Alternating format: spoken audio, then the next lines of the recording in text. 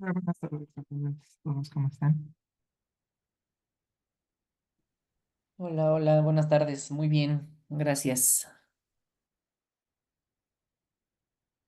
Justo 5 minutitos y comenzamos, ¿va? 4 y 5 para dar chance a que lleguen los demás. Ok.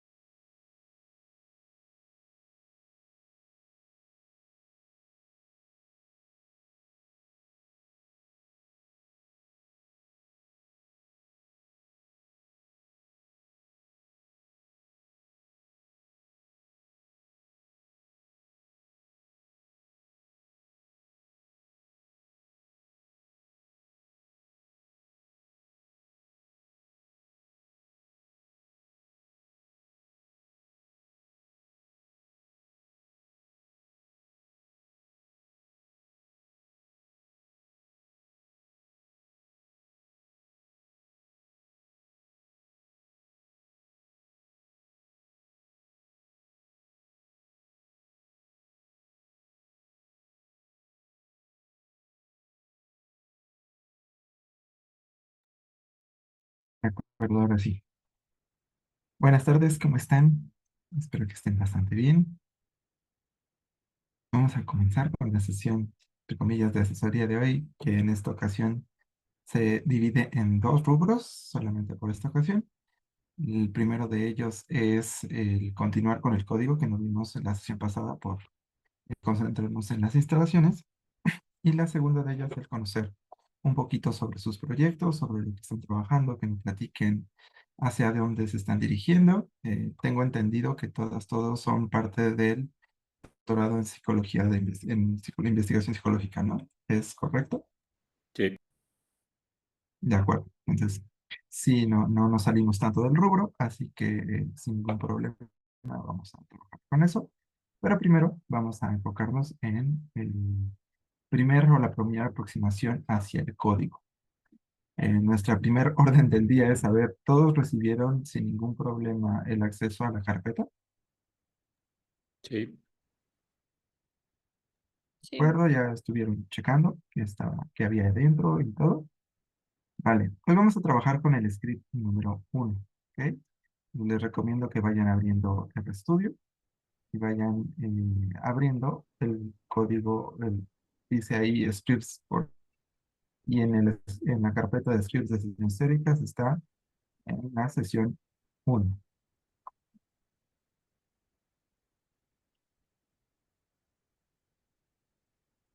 Bien.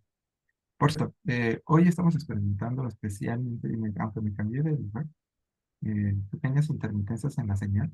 Si llega a pasar, por favor, avísenme. Y si no, pues cerramos nuestras cámaras, no hay ningún problema, y lo trabajamos pues sin las cámaras abiertas para que fluya más fácilmente. Bueno,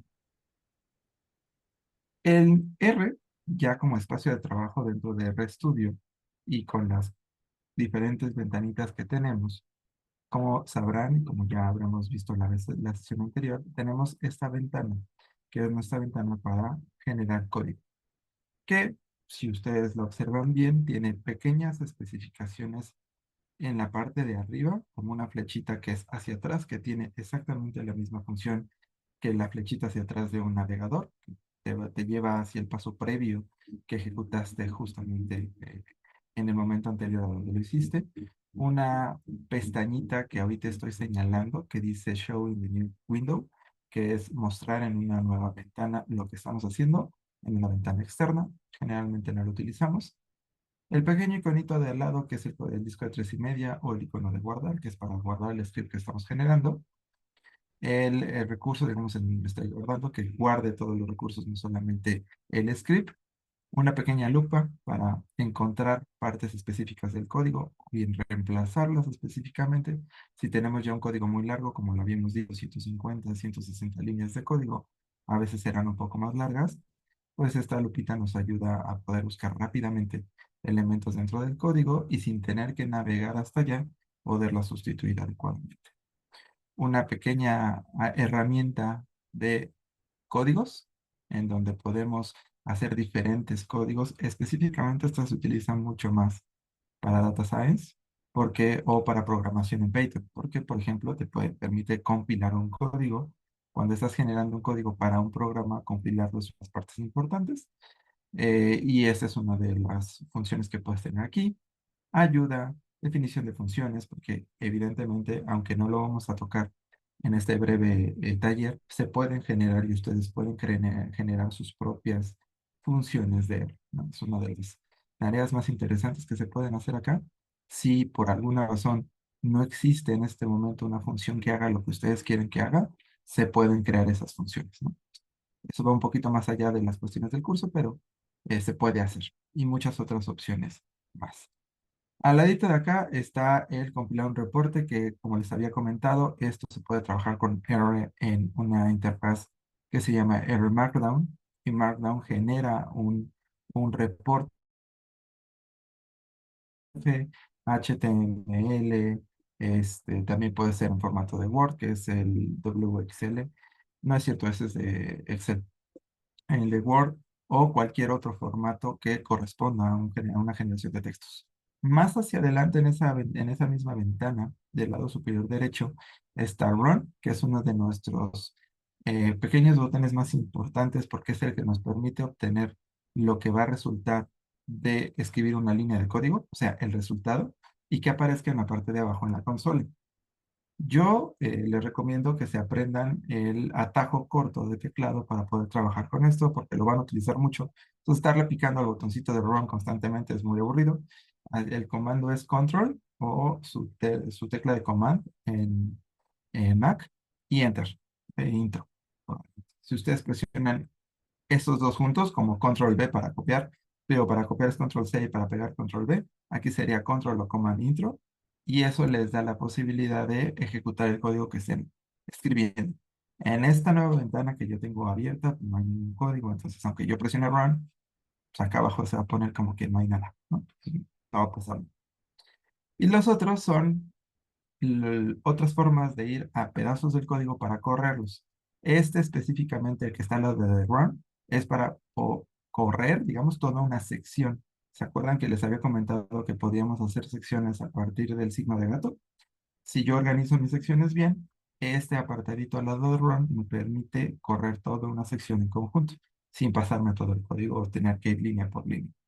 Igual, los botones de hacia abajo y hacia arriba en las líneas de código y todo, digamos, el espacio del código que está en la ventana, en este pequeño iconito de source. Esa es su ventana de trabajo. Propiamente esa es la ventana de trabajo que más vamos a estar recorriendo constantemente. Ahora, entrando ya de lleno en el código. En R se puede escribir igual que en cualquier otro programa que sería para generación de textos. Yo puedo escribir una palabra, intenten seguirme en esto, voy a poner, pongan ustedes su nombre, yo voy a poner el mío. Ahora, se va a poner color blanco, ¿ok?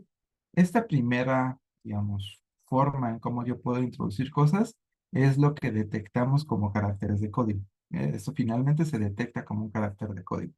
Cada carácter, cada pequeño elemento de código tiene diferente identificación. Esta es una forma inidentificada. ¿Por qué es inidentificada? No le estamos diciendo al programa a qué corresponde cada una de esas cosas que nosotros entramos. Nosotros introducimos una P, una A, una B, una E, una O. Pero en el lenguaje de R, esas letras no tienen un significado concreto. Son elementos del código y hay formas de identificarlos correctamente. La primera y la más sencilla, como les había dicho, es poner un signo de gato al principio. Si yo pongo un signo de gato al principio,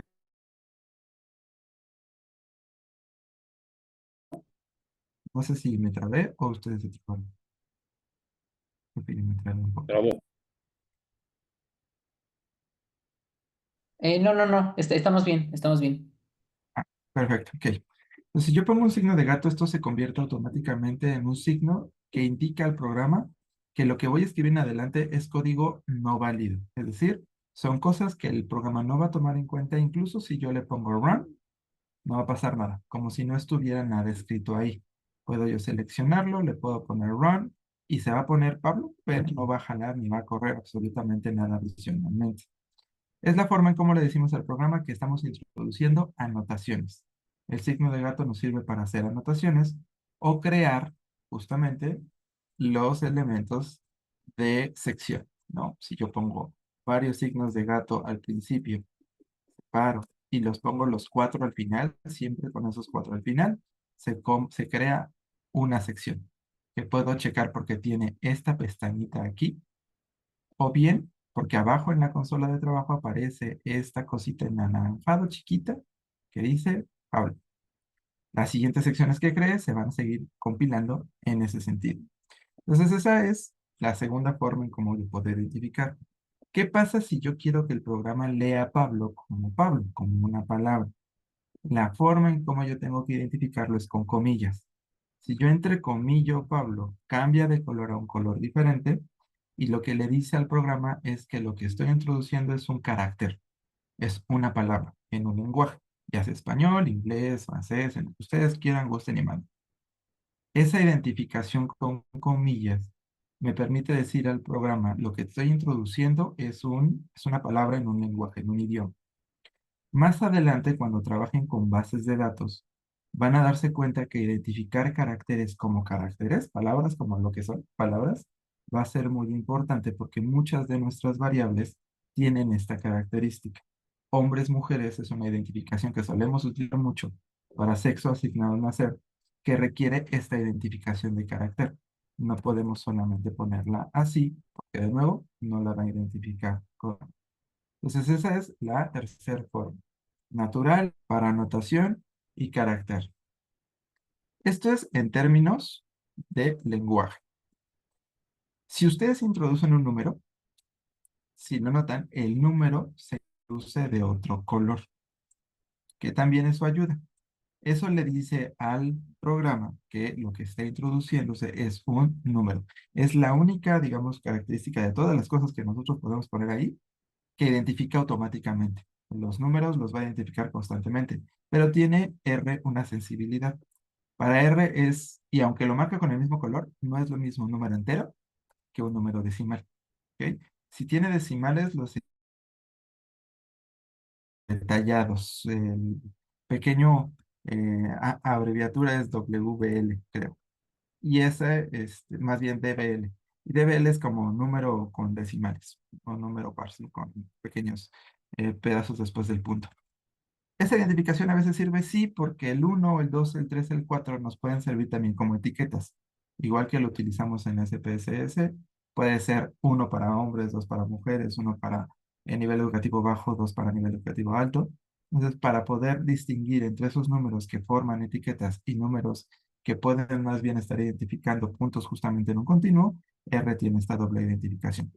Y esencialmente, eso es todo lo que trabaja en términos de introducir cosas. Hay una identificación especial en R, pero que se restringe únicamente a dos palabras. Y van a ver que aparecen de manera diferente. True y false. False y true funcionan como códigos lógicos. True para verdadero, false para falso, evidentemente. Y lo que indican es que al programa tú le estás mostrando cosas que son válidas y cosas que no lo van a hacer. Si, por ejemplo, en una línea de código yo quiero decir que hay datos perdidos, yo puedo ponerle true igual a NA. O sea, es decir, hay datos perdidos. Puedo poner false NA y eso quiere decir que no hay datos perdidos. Independiente de eso, R parte de una base de supuestos en la que asume que algunas cosas se le van a pedir de antemano. Pues, por ejemplo, una de ellas es los datos perdidos. Generalmente, todo lo que lee R lo lee asumiendo que existen datos perdidos en una base de datos. Y esos datos perdidos, R asume que los vas a identificar como celda vacía. Si ustedes dejan una celda vacía en una base de datos, R automáticamente la identifica como, es un dato perdido, le voy a poner NA. Pero si ustedes marcan un dato perdido con 99, con 89, con 120 y tantos, con lo que sea, con un número que solemos hacerlo a veces en SPSS, ahí hay que comentarle a R que esa identificación va a ser para un dato perdido. Porque si no, la única manera en cómo lo identifica automáticamente es con la celda perdida. Y el 99 lo va a interpretar como un dato real. Así que hay algunos, muchos supuestos de antemano de los cuales parte R. Y no R interfaz, sino las funciones que podemos introducir o que podemos descargar o que podemos utilizar en R parten exactamente del mismo supuesto.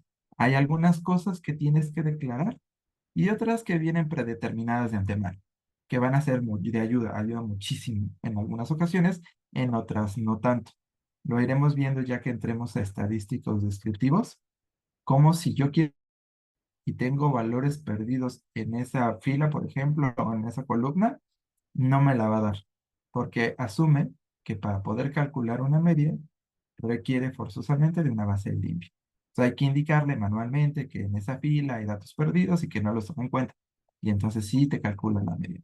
Esas cositas son formas en como los matemáticos, que son quienes más trabajan en este lado, van a encontrar para poder facilitarnos el trabajo, pero en ocasiones también representan un pequeño problema.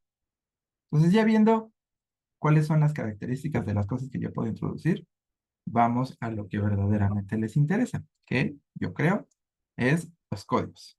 Entonces, en el script de sesión uno les dejo algunas cosas básicas, ¿de acuerdo? Esta, la primera, ya la vimos. Establecer un directorio de trabajo se puede hacer a través de session o a través de la función setwd, que pues, está en inglés, todo R trabajo en inglés, entonces es set working directory. Pero la función se llama así. ¿Cómo funciona la función? Pues literalmente es poner set work directory y abrir paréntesis. después abrir esta identificación que está aquí, que es comillas, dos puntitos, diagonal, comillas. Acuérdense, detrás de la línea diagonal, yo puedo presionar tabulador y me va a dar todas las carpetas de mi computadora. Ahí elijo yo cuál es la que voy a utilizar y voy siguiendo mi línea, ¿no? Como les había comentado la vez pasada, yo quiero estar en, no sé, documentos y documentos otra vez le doy tabulador y quiero estar en, no sé, en mi música y yo le doy tabulador y me va a dar otros archivos que hay ahí adentro. Como mi música, en mi caso, es una carpeta que está vacía, no me da nada más si le doy tabulador. Pero si ustedes siguen presionando tabulador, eventualmente van a aparecer todos los archivos que tienen ahí y va a ser más sencillo. Acuérdense que esto no está eligiendo la base de datos con la que van a trabajar. Elige la carpeta en donde va a tenido todo lo que ustedes quieren. Así que elegir el directorio de trabajo, mi recomendación, debe ser lo primero que ustedes marquen en todos los códigos de R que hagan, porque es la forma en cómo le dicen a otros que lean su código, que ese es el punto en donde necesitan centrarse primero en la carpeta en la que van a trabajar. Recordando lo más básico de R, que es un programa que trabaja con su memoria RAM. Por lo tanto, no guarda nada de antemano en su computadora. Hay que indicarle qué guardar. Entonces, yo me voy a Session, lo hago de la manera tradicional, luego set Working Directory, elegir el directorio de trabajo y me voy a nuestra carpeta de Google Drive, porque efectivamente podemos usar una carpeta de Google Drive para poder trabajar en él, lo que implica mucha mayor flexibilidad porque nos permite trabajar con cosas para guardar en línea en tiempo real. Entonces ya guardé mi director de trabajo y si ven, incluso si yo no lo hice desde el botoncito de sesión, elegir no sé qué, abajo en la consola me dice cuál es el directorio de trabajo que yo tengo. ¿Cuál es mi recomendación? Cuando lo hacen justamente con la pestañita, si ven, no está puesto en el código arriba. Pero si yo lo llevo esto a otra computadora, el código como tal no va a guardar eso que yo hice allá abajo. Pues así como yo lo hice, seleccionan, copian y pegan arriba, en donde está Set Working Directory. Y en una siguiente ocasión ya van a poder tenerlo para poder abrirlo automáticamente desde el código de R y ya no tienen que presionar Session y luego otra vez elegir el director de trabajo y demás. Eso Suena, los va a guiar perdón, directamente con esa línea. Dime. una pregunta. O sea, la que tenemos que, o la que vamos a utilizar, ¿cuál de todos los archivos es? Porque veo bases de datos prácticas, script de sesiones teóricas, es ese de script, ¿verdad? Sí, es el de script de sesiones teóricas y en script de sesiones teóricas está Sesión sesión uno. Ok, 1.r. ok, Ese es gracias. el que está bien. Entonces, primera línea de código para todos sus códigos, independientemente de que sea de un curso o sea de trabajo personal o de su propio proyecto, siempre directorio de trabajo. Por eso le da orden. Y siempre pónganlo como una sección, de manera que todas las personas sepan cuando lo abran y ustedes mismos dónde está dónde cargué los archivos. Ah, bueno, ahí. Ahí mismo también les va a dar la guía de si por alguna razón que casi no suele pasar, por cierto, en sarcasmo. En doctorado tienen carpeta de la carpeta de la carpeta y el archivo bueno, y este sí es el bueno, y este sí es el bueno ahora sí, pues así ya pueden identificar adecuadamente en dónde se va a guardar, ¿no? Uno al final de doctorado tiene, no sé, por lo menos unas 6 versiones diferentes de cada capítulo de su tesis. Así que es natural tener muchas carpetas. Esto les da mucho a tener una guía, incluso para ustedes mismos, una mnemotecnia, de en dónde están trabajando con el programa específicamente. El script bueno que le van a entregar a sus tutores, bueno, ese está en esta carta. ¿Ok? Eso ayuda. Una vez que pasamos eso, siguiente línea de código, igual para todos los códigos que generen, instalar las librerías necesarias. ¿Qué es una librería o library o package en inglés? Es el conjunto de funciones que tienen una dirección o un objetivo en común. Y hay muchas diferentes librerías, muchas, muchas, muchas, muchas. ¿Ok? Aquí yo les puse algunas de las más útiles. Pacman, Tidyverse, Haven, Seek y Car. Estas librerías tienen justamente enfrente la descripción y anotación de para qué sirven, ¿ok? Pacman, por ejemplo, instalación y carga de paqueterías múltiples.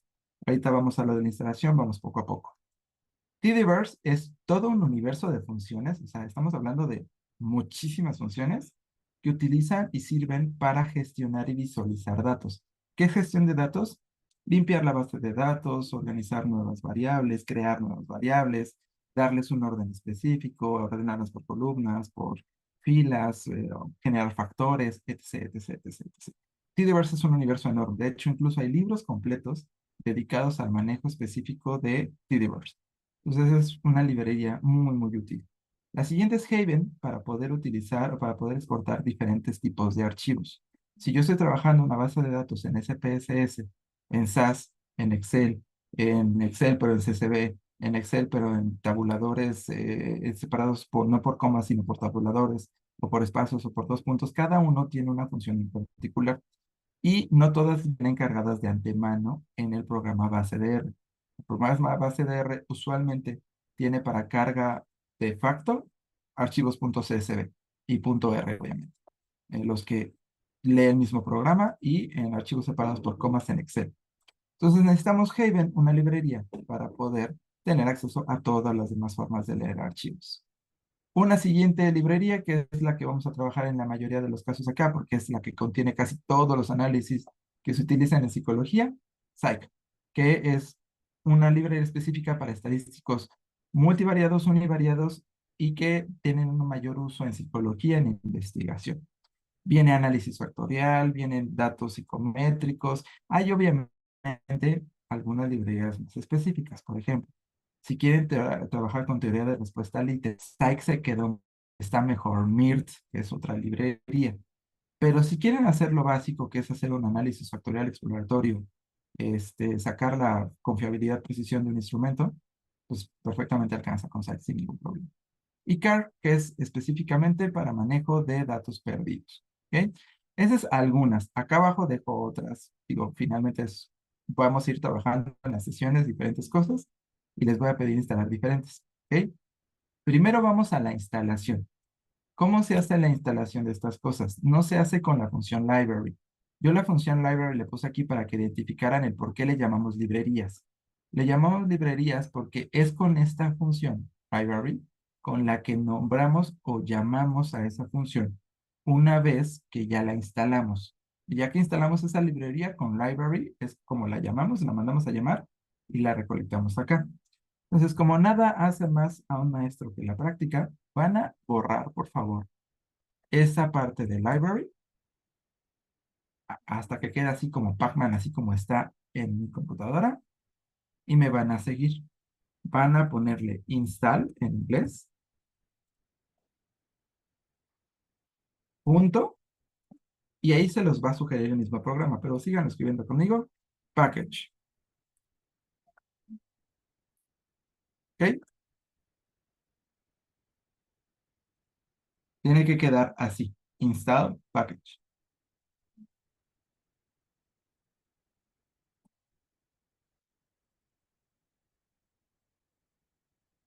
Una vez que está puesto así, sobre esa línea de código tiene que estar su cursor. Lo van a notar porque pues, el cursor está tildeando, ¿sí? Está apareciendo. Una vez que esté escrito completo, install.package, paréntesis, pacman, van a probar correrlo. Ojo que puede que no corra. Van a probar correrlo así. ¿Y qué dice abajo?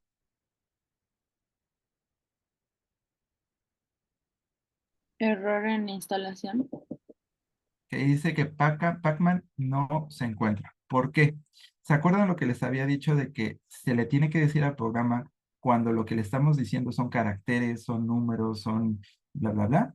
Cuando yo mando a instalar un paquete, lo primero que estoy intentando hacer es que el programa reconozca instalarlo desde la nube en donde él tiene todos los paquetes posibles y que distinga un carácter, que es Pacman, dentro de todo ese universo.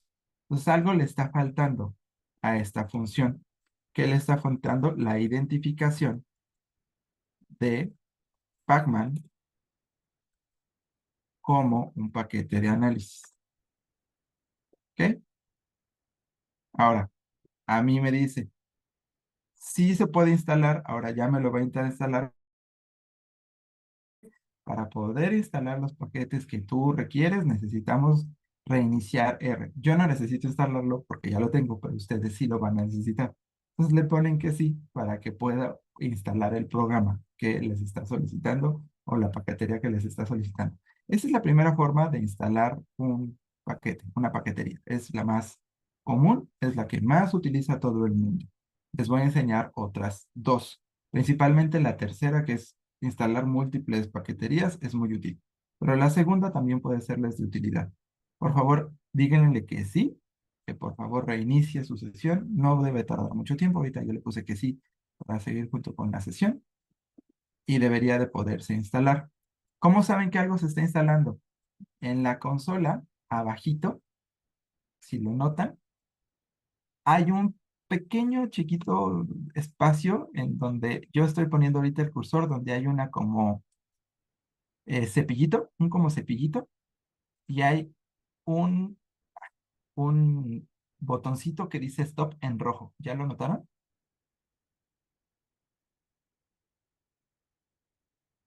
Digo, se quitó muy rápido porque ya lo instaló, pero en el suyo debe de aparecer, en la consola, debe aparecer exactamente igual que apareció en la mía. Y hay en ese espacio de la consola, en ese recuadro de la consola, arriba hay una especie de escobita en la parte superior derecha. Y cada vez que ustedes manden al programa a hacer algo, al lado de la escobita va a aparecer un botón color rojo que dice stop. Ese botón color rojo indica que algo se está haciendo. En este caso, instalar una librería o una paquetería. ¿Cómo van? ¿Sí se pudo o no se pudo? A mí, por ejemplo, me arrojó dos veces el mensajito de reiniciar la sesión para poder instalar el programa. Bueno, el paquete, más bien. ¿A ustedes cómo les fue? Yo está instalando algo, pero no sé si lo que le puse, Es porque eso. había una cosa en automático que decía que si quería instalar las cosas que estaba poniendo en el script y entonces le dije que sí y ahora dice Sí. install our packages y Ok, sale, de no acuerdo. sale en Es rojo, eso. sale como un signito de infinito verde. Ah, de acuerdo, pues funciona igual. Ok, Es que, digo, ¿tienes Mac? sí. Cambian los símbolos, pero básicamente funciona igual. Al final, en su consola, ya sea tengan Mac o Windows, debe aparecer exactamente igual como me pareció a mí, ¿no?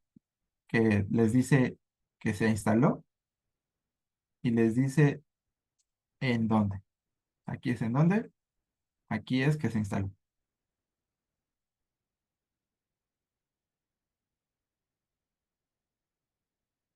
Regresión está en Site, sí. Pues a mí no me lo instaló. Voy a poner Ok. acá que me en el chat acá. Ujú. O sea, le dije que sí reiniciara, reinició y luego me marca en rojo esto. Ya lo puse en el chat. Ok. Dice, ok, de acuerdo, que aparentemente algo está fallando en el recurso que mandamos a llamar. Segunda opción de instalación. Vamos a ver si ese funciona mejor. En la ventana que tienen o que deben de tener al lado derecho de su consola, en donde aparecen los resultados, donde están las opciones de Files, Plots, Package, Help Ujú. y debe de estar la pestañita de Package. Se Sí. centran ahí y abajo justamente de Package está Install y Update. En Install, por favor, va a aparecerles esta ventanita que tengo acá. Justo ahí, en donde está mi cursor, le ponen Pacman y les debe arrojar la opción de Pacman. ¿Ok? Abajito les dice dónde instalar la librería, dónde la pueden instalar, que debe de estar el default. El que yo tengo acá es mi default. El de ustedes va a cambiar por algunas líneas de dirección electrónica porque es de sus propias computadoras. Y abajito, la palomita de Install Dependencias. Desde ahí es la segunda forma en cómo se pueden instalar paqueterías. Si ustedes le presionan Install, va a ser el mismo proceso que si hiciéramos el anterior. Yo le pongo que sí. A mí por alguna razón me está marcando 100 veces la sesión cada que instalo Pacman. Por alguna razón, y lo va a instalar automáticamente. Esa es la segunda forma en cómo se puede instalar un paquete. En teoría, esa es la forma segura, la que se salta todos estos problemas que puede haber al llamar a la librería. Debería de funcionar. Si no funciona, nos vamos a una cuarta, porque la tercera es para instalar librerías múltiples. Pero avisen. Sí, así al parecer sí ya se instaló. Perfecto. Una u otra pueden funcionar dependiendo del paquete, porque los paquetes, lo que son las librerías, son armadas por personas externas a R. Algunos son por los programadores originales de R, pero la mayoría son por personas externas, iguales a ustedes, iguales a mí, pero que ya manejan R desde hace mucho tiempo, algunos estadísticos en particular. Y estas personas suben las paqueterías al repositorio oficial de R, que es el de cron, el que de hecho cuando le pongo yo install, me dice aquí el repositorio desde el cual está instalándose. Repositorio cron.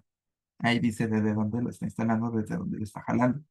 Hay otros repositorios que es como un archivo que yo puedo descargar. Es decir, si yo no lo bajo en CRAN porque fue un archivo que no lo subieron a la página oficial de R, sino me lo encontré en GitHub, por ejemplo, me lo encontré en Reddit, entonces lo tengo que descargar e instalarlo como un archivo. Y me abre aquí para que yo vea dónde y demás.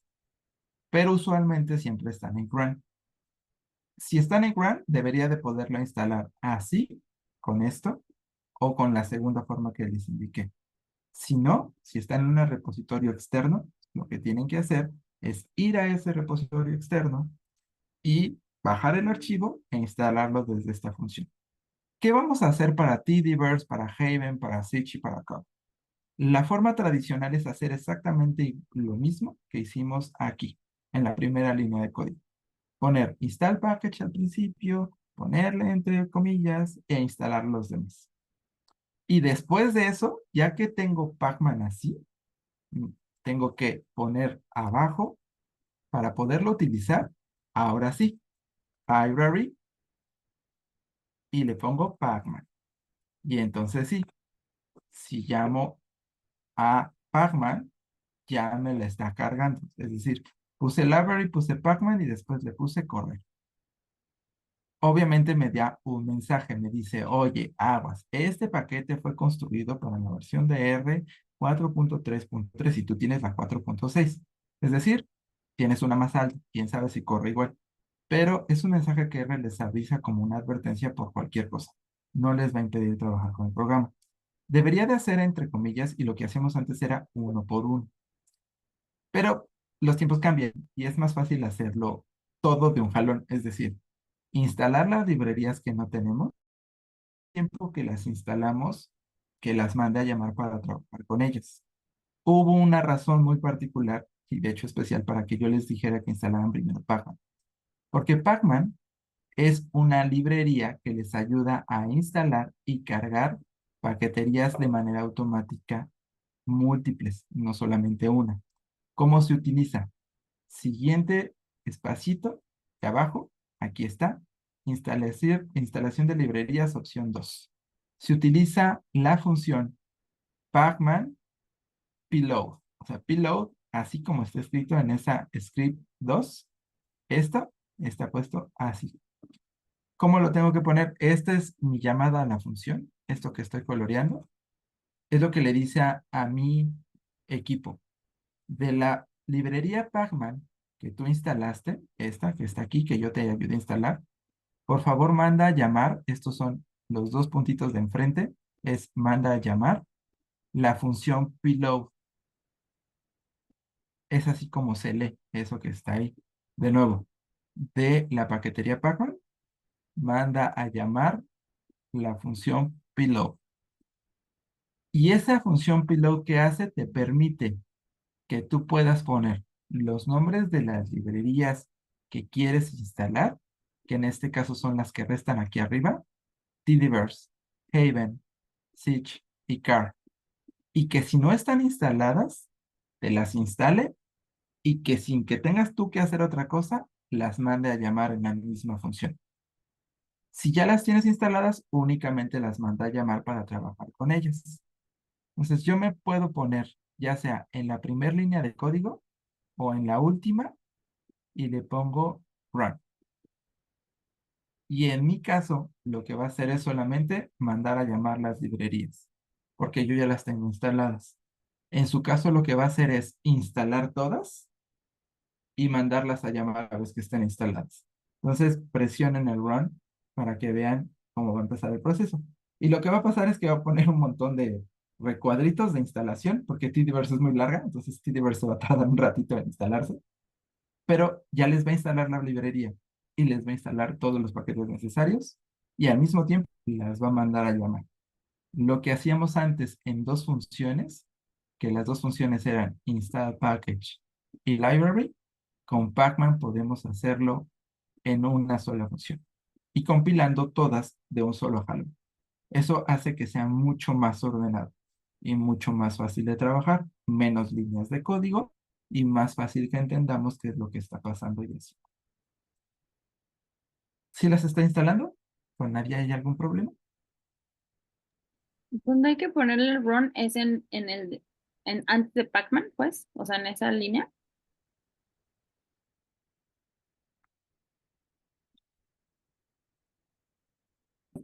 ¿O si lo haces arriba o si lo haces abajo? Ay, perdón, no te escuché, Tona, se fue tantito el audio. No te preocupes. Te decía que no importa. R no diferencia si lo haces al principio, si lo haces en medio o lo haces al final. Lo que diferencia R es de dónde está comenzando la línea de código y hasta dónde termina. Y para R termina en donde está el último paréntesis cerrado. O sea, en este caso, nuestra línea 22 del código. Pero si tú lo haces en medio, si yo lo puedo poner run en la 20, me corre el código completo. Desde donde empieza la función hasta donde termina según R, que es en el último paréntesis. Y enfatizo, el último paréntesis porque hay funciones que tienen muchos paréntesis juntitos. Hasta el último paréntesis, ese es donde termina la función. Ya que tienen todos esos programas instalados, esas paqueterías instaladas que obviamente vamos a seguir utilizando en las siguientes sesiones, ya es más fácil trabajar. De ahora en adelante, cuando puedan, cuando lean un libro, cuando trabajen con R y alguien esté haciendo algo en el pizarrón, primer cosa que le tienen que preguntar, oiga, profe, ¿qué paquetería está utilizando? Que les diga el nombre, si no es que se las dé. ¿Para qué? Para que ustedes puedan llegar, agarrar esta función payload de Pacman, poner ahí el nombre de la función, no sé, en mi caso MIRT, que es una función para trabajo en IRT, le pongo control intro, que es correr, y me va a instalar la paquetería o me la va a mandar a llamar. Insisto, no necesitan con esta función payload, no necesitan que la librería esté previamente instalada en su equipo. La función solita la instala y después la manda a llamar. Entonces es una función súper, súper útil. Es quizás la más útil de todo el programa, porque nos permite ahorrarnos mucho, mucho trabajo. ¿Ok? ¿Cuál es la única condicionante?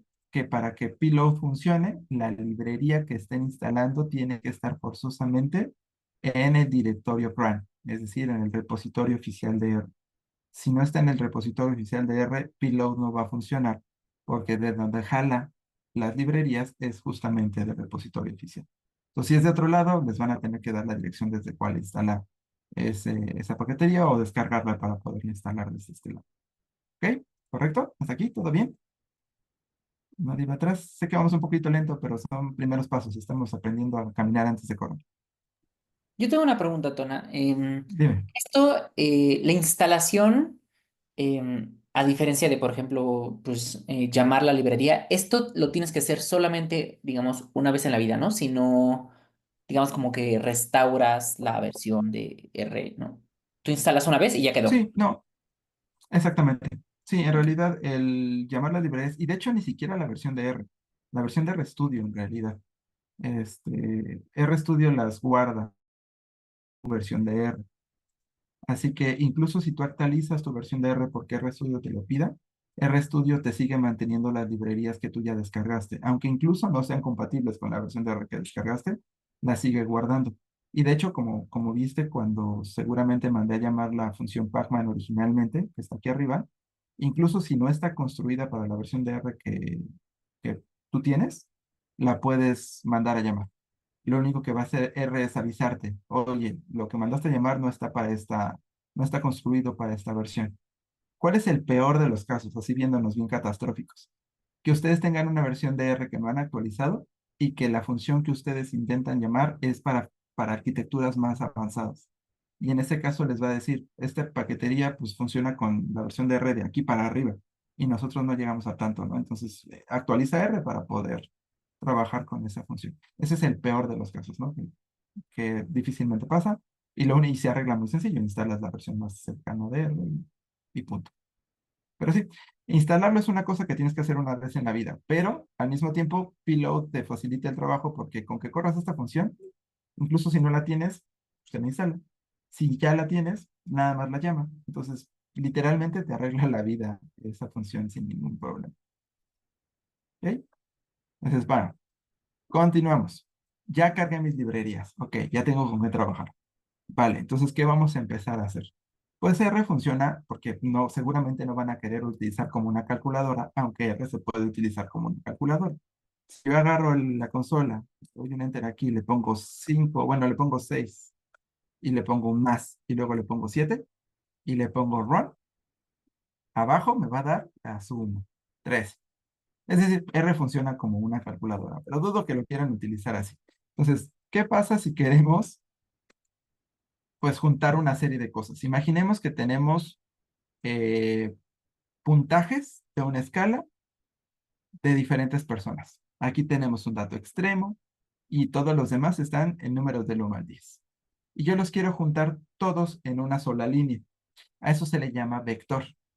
Eh, Sé que la respuesta común es decir no, pero voy a soltar la pregunta de todas maneras.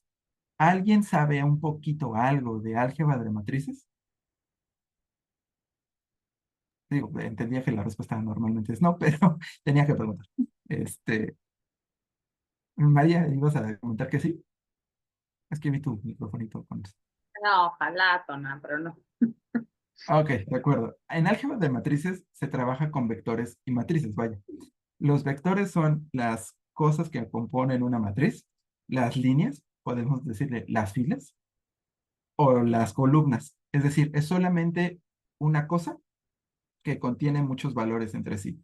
Puede ser una fila que contiene muchos valores. Si se van a física, un vector se define diferente, se define como algo que tiene una magnitud y una fuerza y una magnitud. Pero esto está más bien, esto es álgebra de matrices. En álgebra, el vector es solamente esto, un conjunto de valores organizados en una fila o en una columna. Una serie de vectores componen una matriz. Las matrices sí es importante que sepan qué son porque trabajamos en psicología con matrices. No las hacemos cálculos nosotros manualmente con ellas.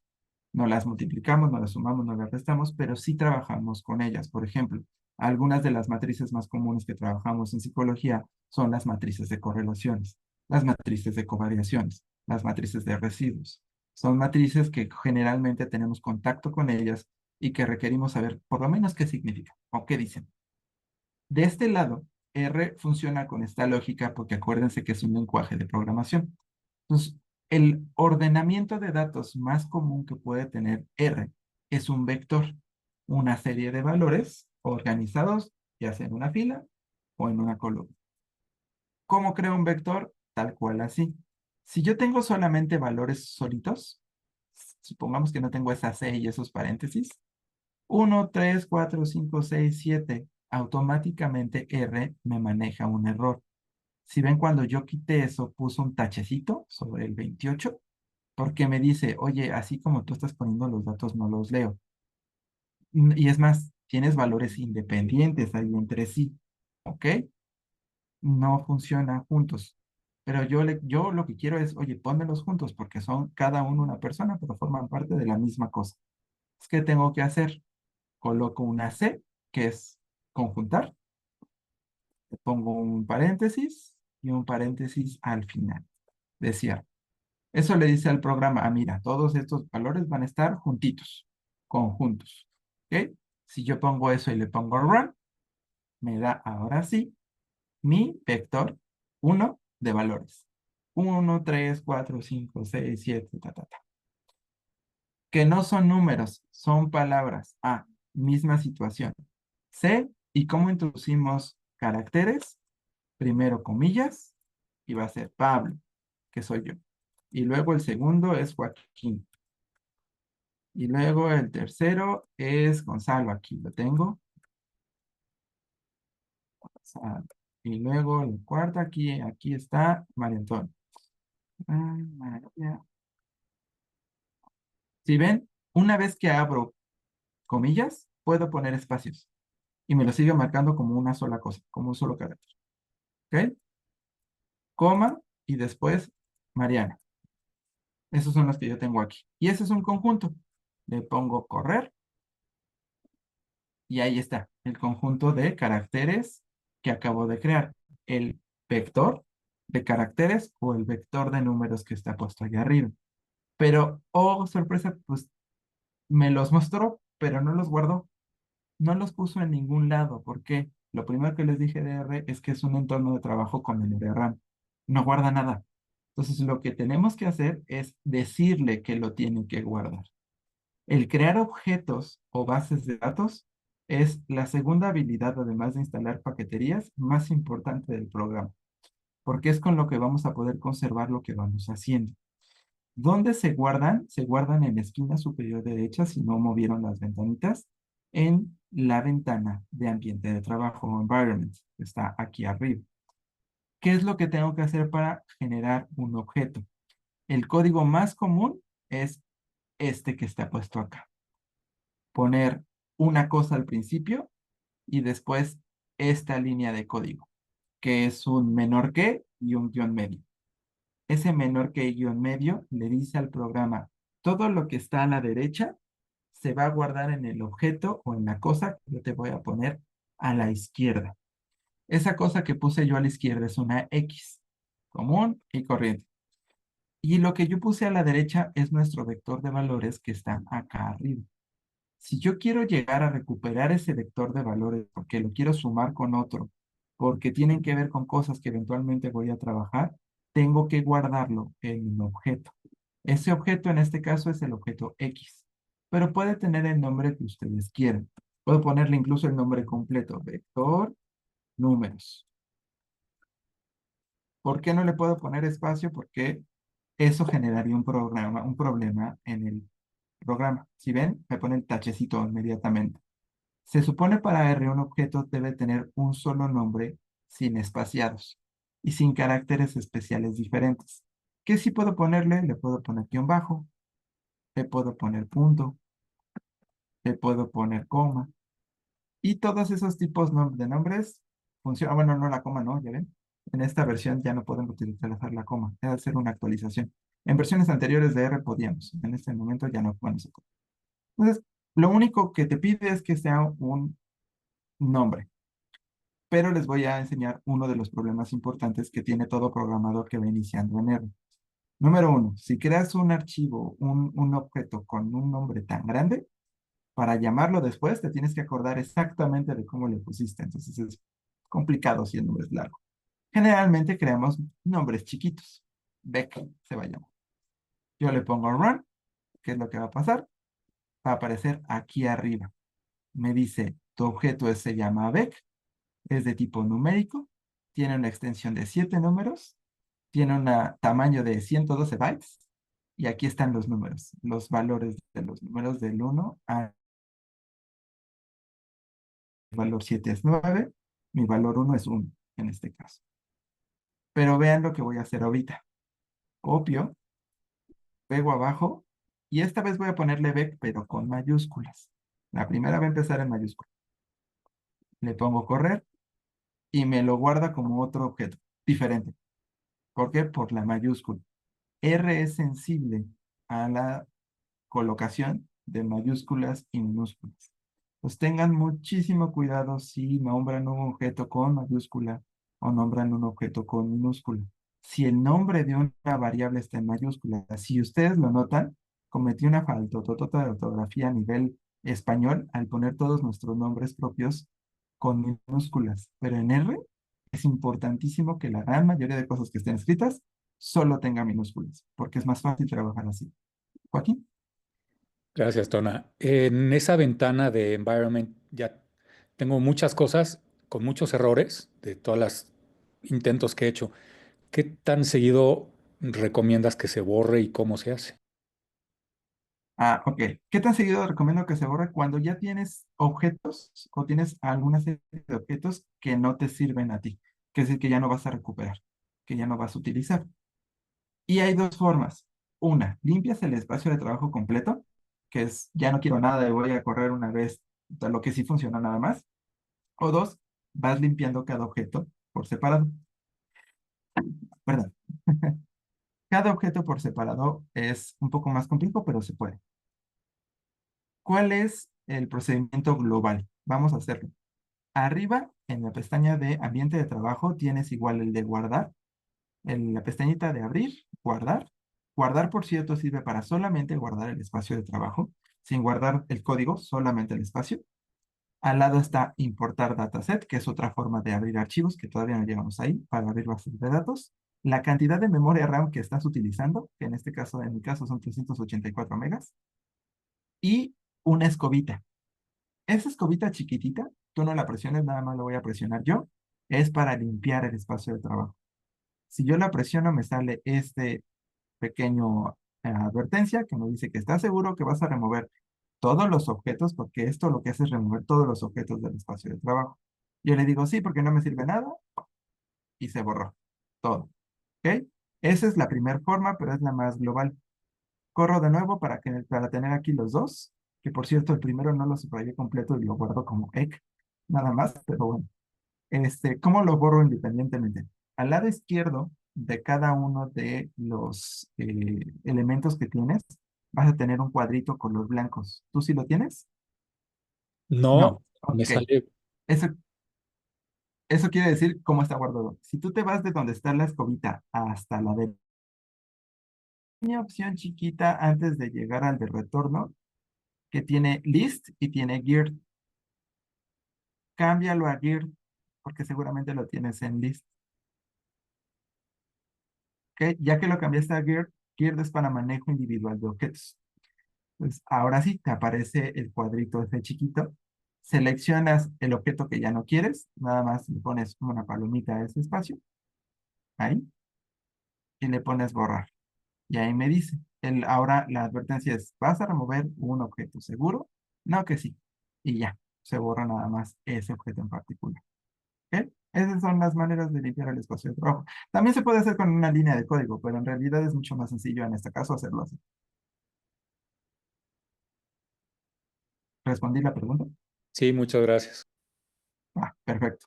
Ok, entonces, ojo con cómo ponerle a sus objetos. Va a ser muy importante porque las bases de datos las vamos a guardar como objetos. Esa es la primera cosa que hacemos. Cargamos los datos y después esos datos los guardamos como objetos.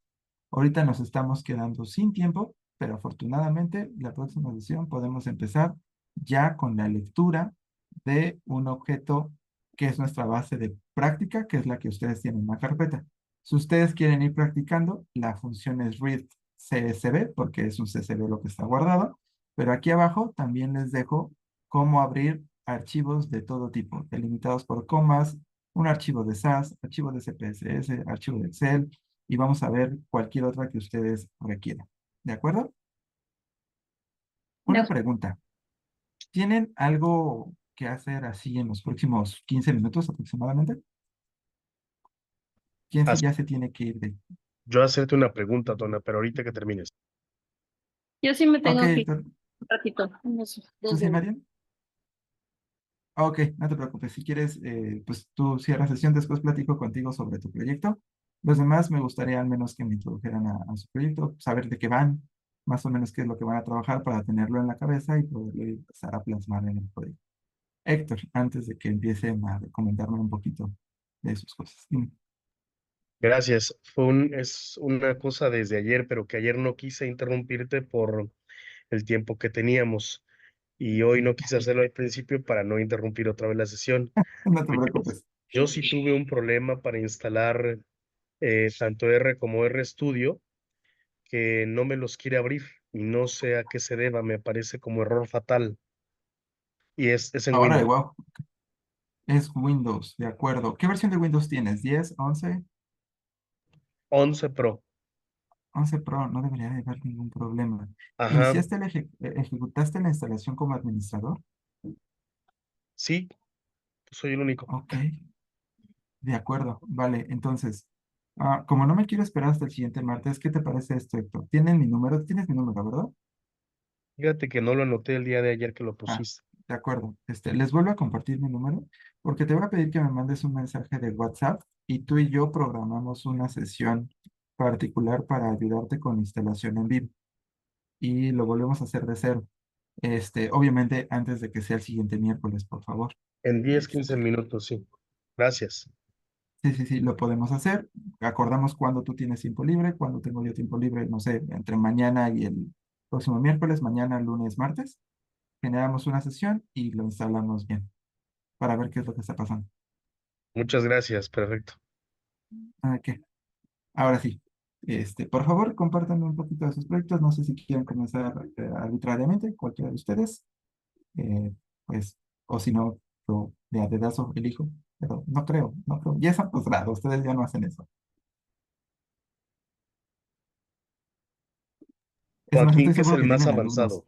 Joaquín, que es el más avanzado. Pero sí, sí es aleatorio.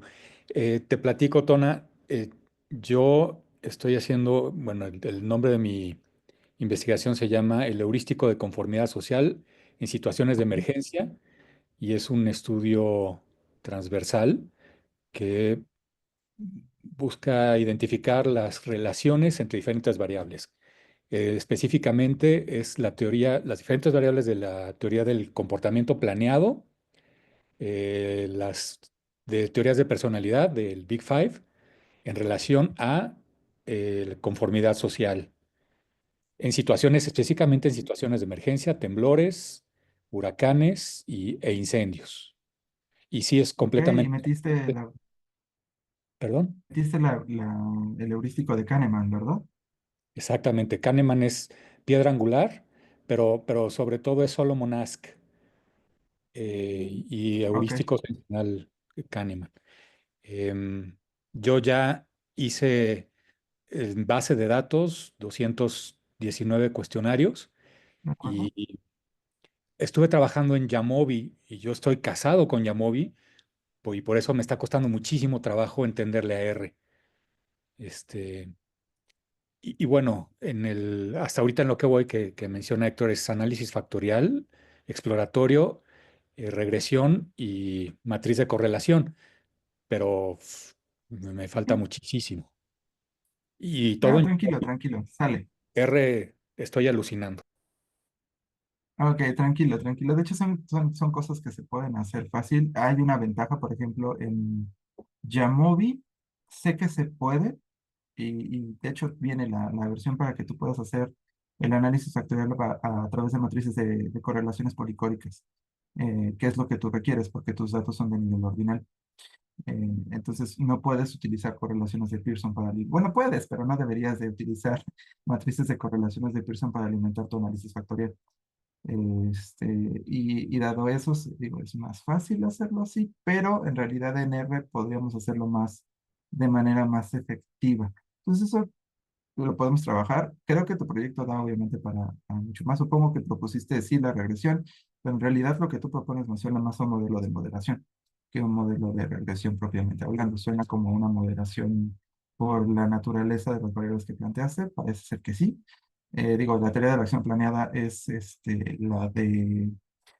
la de acción planeada o la del comportamiento planeado, porque son versiones diferentes de la teoría. Es comportamientos de Axen. De Axel, ok, de acuerdo. Entonces, dentro de las variables sí podrías introducir moderadores que podrían darte un mayor valor. Una estadístico de regresión lo que te va a dar es la cantidad de R cuadrado que explicas. Cuánto del predictor del comportamiento de una variable explicas de las otras, ¿no? A partir de las variables que intentas decir. Un análisis de moderación lo que te puede dar es cuánto de la relación que tú presupones entre la variable de entrada y la de salida se debe o se modifica a partir de tu variable de medio. Sabemos que la acción planeada puede estar afectada por ejemplo, cuestiones de situaciones de emergencia, por supuesto. O sea, una situación de emergencia modifica la toma de decisiones. Específicamente pueden verse los sesgos en acción. Pero si tú metes moderadores en medio, la respuesta es, bueno, ¿y cuánto de esa modificación se debe a las cosas que están en medio? Y es mucho más rico el resultado que solamente decir, pues si tú todo junto, tú lo juntas, se explica tanto, sí, pero cómo acciona ese funcionamiento es algo más interesante.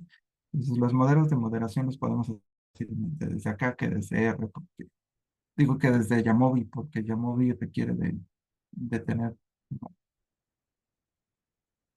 Nunca he hecho moderación en Yamovi, lo he hecho en SPSS, pero me imagino que funciona igual. Entonces, ah, habría primero que entender el modelo de moderación, pero igual te puedo ayudar. ¿Quién es tu tutora? Porque es conformidad social. ¿Es Ale Domínguez? Sí, precisamente.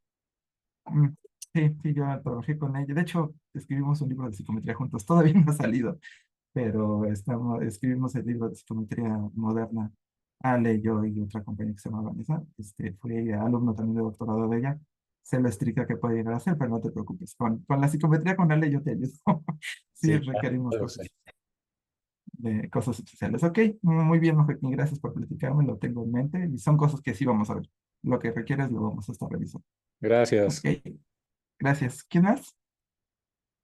Yo porque es cortito, si quieres, Tona. El mío nada Héctor. más es un estudio acerca de cómo impacta la violencia social, entendida como la que ocurre fuera de casa y es por agentes externos organizados, Ok. robos, extorsiones, secuestros, homicidios, etcétera, en la aspiración intrínseca de jóvenes que viven en estas zonas de alta violencia. Entonces, también igual, al principio yo iba a utilizar dos instrumentos ya validados, pero uno de ellos en el extranjero. Y bueno, ahorita estoy en la parte de la construcción de un instrumento propio que ayuda a medir violencia social y aspiración intrínseca. Y estoy justamente en el análisis factorial exploratorio para determinar los ítems que me son útiles y cuáles no. Ok. Em, Además que justo en una clase que tomo los sábados, me entero de que un instrumento no es considerado serio cuando tiene siete ítems, pero bueno, ahí fue algo nuevo, nada más como comentar el margen curioso, ¿no? Ya que eres psicómetra, por lo que escuché en tu currículum. Gracias. No desde la TCT, es que sí, dependiendo, si lo ves desde la TCT, que es la teoría clásica de los test, eh, es una mentira, vamos a ponerlo así, no es cierto. La mini plus de suicidio, que es la entrevista mini de Psychiatric Research de Neurológica Interview, que se llama, la mini es una entrevista que se hace para poder identificar diagnóstico clínico de muchas cosas, psicosis, esquizofrenia, bla, bla, bla, y tiene un apartado de suicidio. El apartado de suicidio tiene 6 ítems. Tiene una sensibilidad de 99% y una especificidad del 98% y una confiabilidad muy alta.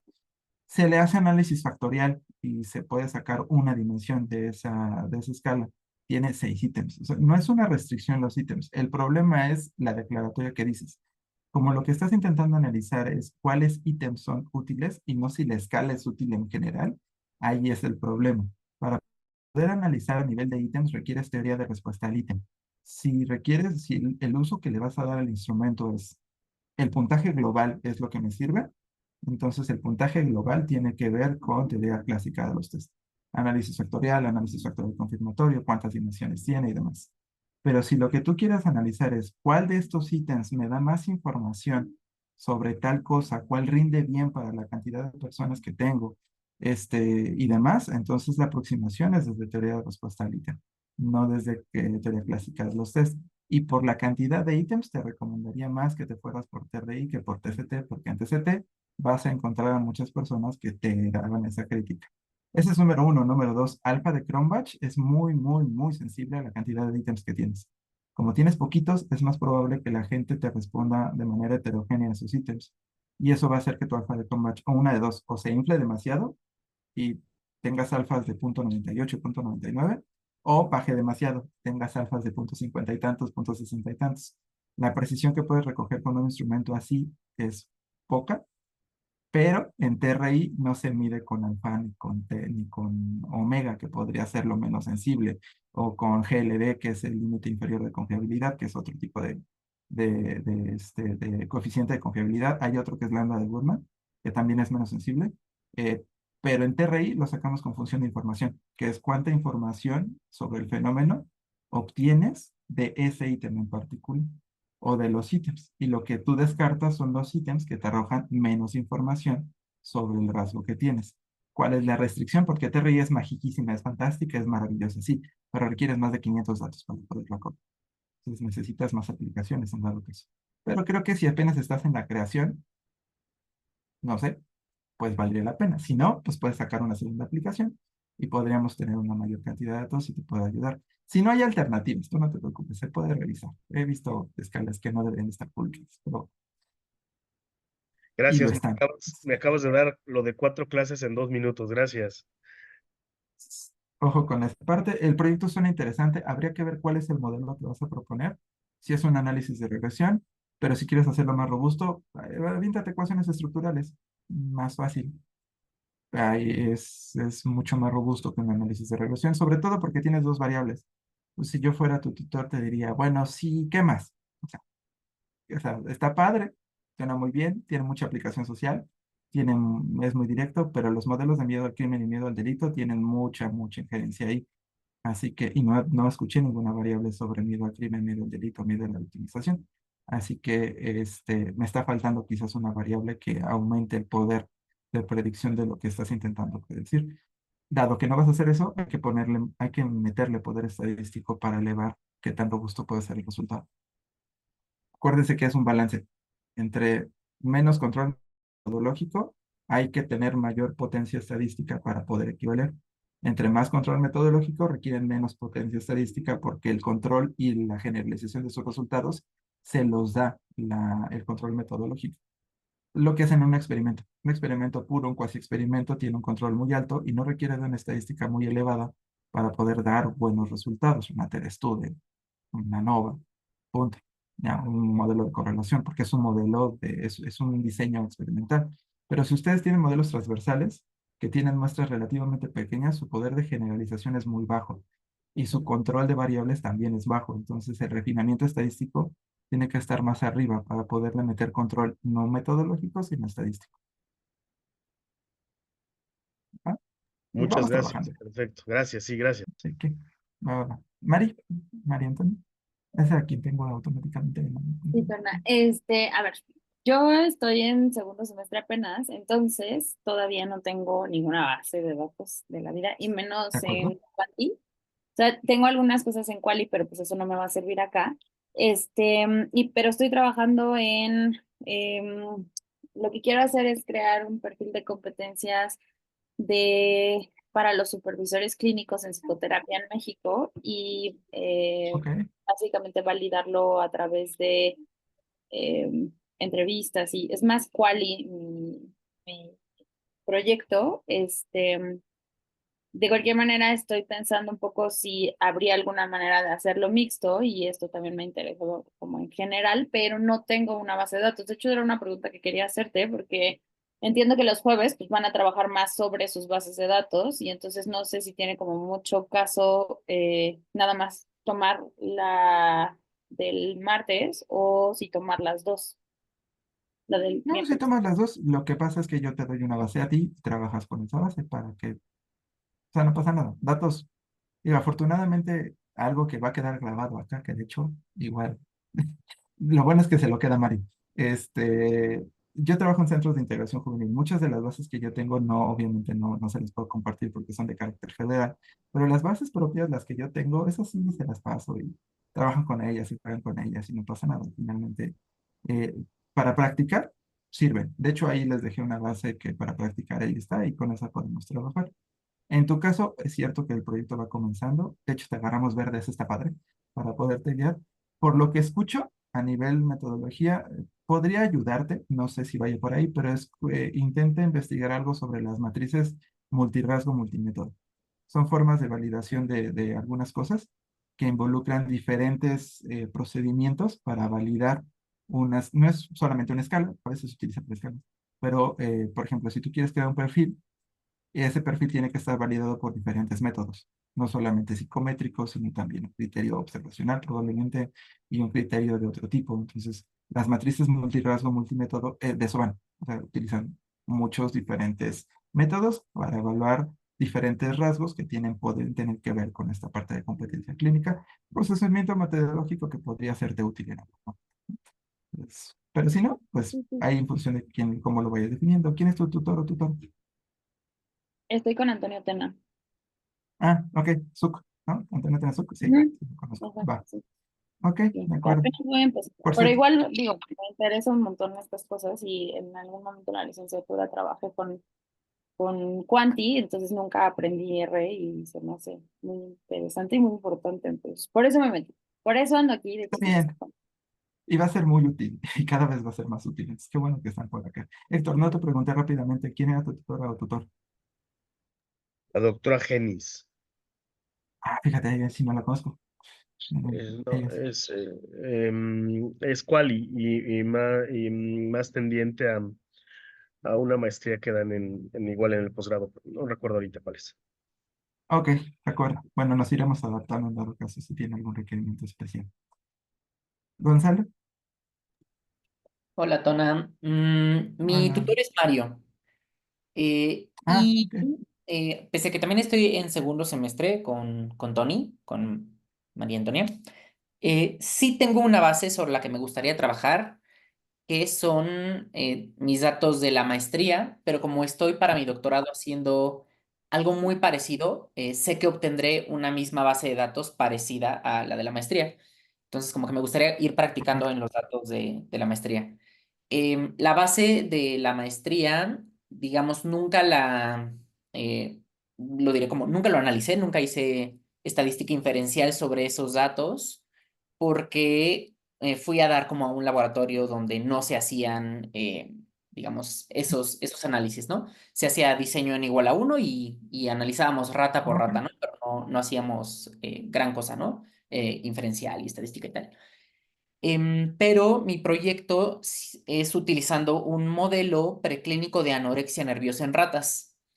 de acuerdo. Entonces, lo que hacemos es, pon tú que por unos 10 días le damos a la rata una dieta restrictiva y le damos acceso a una rueda, ¿no? Y nada más vamos registrando peso corporal, em, el peso del alimento, el consumo de alimento y la actividad en la rueda, ¿no? Tiene una rueda para correr, ¿no? El número de vueltas que corren. Lo que he visto en muchos artículos es que con esos datos de los 10 días donde registran peso, consumo de alimento y carrera, corren a novas. Y Sí. otro análisis que me interesa mucho aprender a hacer que nunca he hecho es análisis de supervivencia, ¿no? Checan Ujú. como cuál es la Survival, probabilidad sí. que tienen los animales de salir, ¿no? Digamos, como del experimento en uno de estos 10 días. Pero bueno, me gustaría como practicar con esta base que luego te mostraré, ¿no? Eventualmente. Sí, eso suena interesante porque ¿qué tipo de diseño fue? O sea, me imagino que fue experimental, pero ¿qué tipo de...? Estos datos de la maestría tengo que echarme un clavadín porque fue hace muchos ayeres.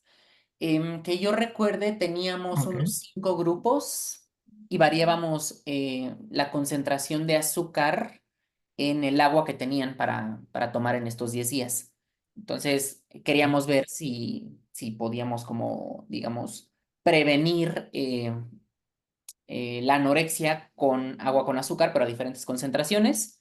Y en unos días también a unos grupos les cambiábamos la concentración de azúcar y tal. Em, pero pues nunca analizamos una dota de eso. ok. Hay que checarlo porque sí va a variar mucho. Si, por ejemplo, pues, si la variación en las concentraciones de azúcar se tomó como una medida continua, es decir, realmente no crearon grupos de diferenciación en cuanto a la variación del azúcar, sino fue nada más cómo variaban en términos de cuánto tenían por miligramaje o no sé cómo lo hayan medido, mililitros o decilitros o mucho más chiquito, pues, pero fue una medida continua, entonces lo que se puede aplicar son ANOVAs a las ratas en funciones de las condiciones experimentales, pero si había diferencias entre los grupos de ratas y diferencias categóricas que habían formado entre las distribuciones o de la solución, entonces es una nueva factorial que cambia completamente la situación. Hay que ver, o sea, si son modelos ANOVA, al fin y al cabo no hay mucho pierde ahí en lo más básico que podrías hacer. Sí, de las cosas más avanzadas que podrías hacer, podría ser, por ejemplo, análisis de supervivencia. La cosa es que no sé si tendríamos que ver la base, o sea, la cantidad de Sí. datos, si sean suficientes, no tanto en tamaño, sino en tiempo. Para un análisis de supervivencia, la temporalidad, la cantidad de observaciones que tengas en temporalidad son muy importantes. Entonces hay que checar cómo fueron extraídos los datos y qué tal están, pero pues se puede intentar. Lo de menos es practicar y ver qué sale. Ese es Va, justamente el bueno, punto. Pero va, va, ok, me gracias. parece muy bien. Ok, bueno, muchísimas gracias por quedarse y por platicarme un poquito de sus proyectos. Ya voy entendiendo cuáles son las necesidades específicas y vamos a ir viendo algunas cositas, muy probablemente vayan a compartirse, como el análisis factorial, que creo es una cosa muy básica para la mayoría de los que son transversales. Modelos ANOVA y TestStudent, por ejemplo, para tu caso, Gonzalo, que pueden ser bastante útiles porque por todos lados los vas a ver en experimental, seguramente ya sabes eso más que yo. Y los clasiquísimos modelos de regresión y de correlación que seguramente van a serles muy útiles, pero específicamente algunas cosas como correlación parcial, como correlación canónica, que no son tan comunes ver, pero que les pueden ser bastante útiles también para poder trabajar. ¿Va? Ok. Pues muchas gracias por quedarse. Ya voy aquí a parar el video porque si no Mari me va a decir de cosas. Y nos vemos el próximo miércoles. Héctor, quedo contigo para escribirnos y tener una sesión para la instalación de tu programa, ¿va? Mil gracias, Tona. Sí, sí, para poder instalarlo. Gracias. ¿Te escribo entonces? Muchas gracias. Sí, por favor. Si Bien. quieres, digo, hoy igual ya no tanto porque tengo una juntita al ratito, pero si puedes mañana, Ah, mañana acordamos. eso. Te escribo mañana. Gracias. Va, Gracias, gracias. Hernán. Cuídense. Gracias. Tarde. Hasta luego. Adiós. Saludos a todos. Bye.